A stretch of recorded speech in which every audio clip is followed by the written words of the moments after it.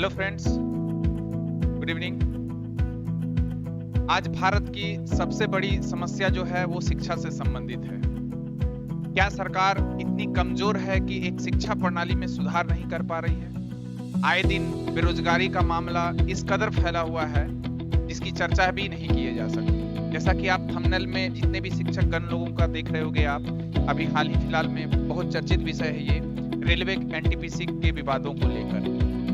तो भाई ये रेलवे एनटीपीसी का ही सिर्फ मसला नहीं है, बल्कि विभिन्न प्रकार के जो प्रतियोगी परीक्षाएं होती है सभी चीजों का मसला ये सामने आए दिन देखने को मिल रहा है। बच्चे किसी तरह अपनी पढ़ाई पूरी करते हैं, पूरी करने के बाद प्रतियोगी परीक्षाओं में सम्मिलित होते हैं। काफी उम्मीद, भरोसा और विश्वास होता है कि हम इस सरकारी पद को प्राप्त कर पाएंगे।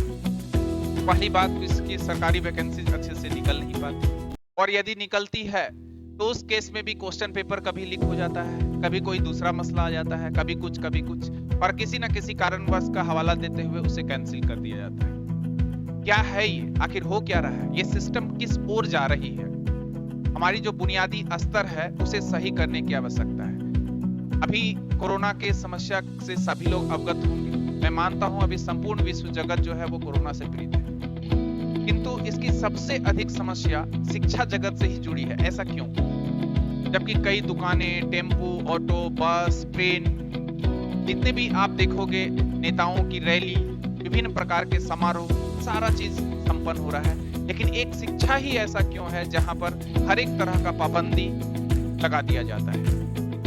और इतनी लापरवाही के साथ लोग घूम रहे हैं, इसके बावजूद भी वो पाबंदी लगा, कहां पर लगना चाहिए वो पाबंदी, वो सोचने वाली बात है। आज जो मुद्दा हमारे सामने आया हुआ है, या सिर्फ और सिर्फ रेलवे की समस्या नहीं है, बल्कि पूरी शिक्षा प्रणाली जो है वो काफी लचर हम लोगों को दिख रही है। कहा जाता है कि पढ़ेगा भारत तो बढ़ेगा भारत। क्या खाक बढ़ेगा भारत? जब पढ़ेगा ही भारत नहीं, तो भाई पढ़ाने के लिए क्या करना होगा? क्या ये थ्योरी हमारे यहाँ आज सेट कर पा रही है? शायद अब वो क्षण आ गया है जब सामाजिक समस्या बन गई है हमारे शिक्षा स्तर का नीचे जाना। क्या वो दिन थे प्राचीन काल में, जब प्राचीन काल में चीन से, तिब्बत से, यूनान से, विभिन्न प्रकार के क्षेत्रों से लोग यहाँ आते थे शिक्षा को ग्रहण करने के लिए। जाने कहां से लोग आते थे भारत में शिक्षा को प्राप्त करने के लिए। और आज की जो व्यवस्था है वो शिक्षा की इतनी खराब व्यवस्था है कि लोग सुसाइड करने पर आ गए हैं। तो ये बहुत ही गलत प्रक्रिया है। मैं सिर्फ ये कहना चाहूंगा उन तमाम बच्चों से कि वो एक साथ मिलकर सभी शिक्षकों का साथ दें और आह्वान में शामिल हो और अहिंसक रूप से सरकार के गलत व्यवस्था के खिलाफ आवाज उठाएं। पहला। दूसरा तो ये कि इन तमाम जो शिक्षा व्यवस्था है और जितने भी शिक्षा से जुड़े हुए शिक्षक लोग हैं, वो सारे लोगों को ये चाहिए कि प्रेरित करें सारे बच्चों को सही रूप में सही मार्गदर्शन देते हुए चीजों की सही जानकारी दें।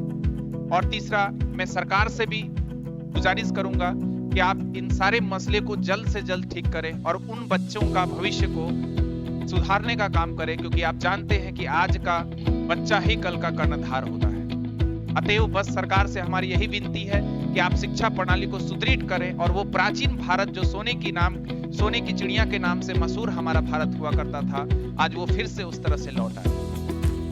बस दोस्तों, ज्यादा कुछ मैं नहीं, जितने भी शिक्षक गण हैं सबको सपोर्ट करो और जो हैशटैग की परंपरा चल रही है उस हैशटैग को आगे बढ़ाओ ताकि सरकार की आंखें खुल पाए, है ना।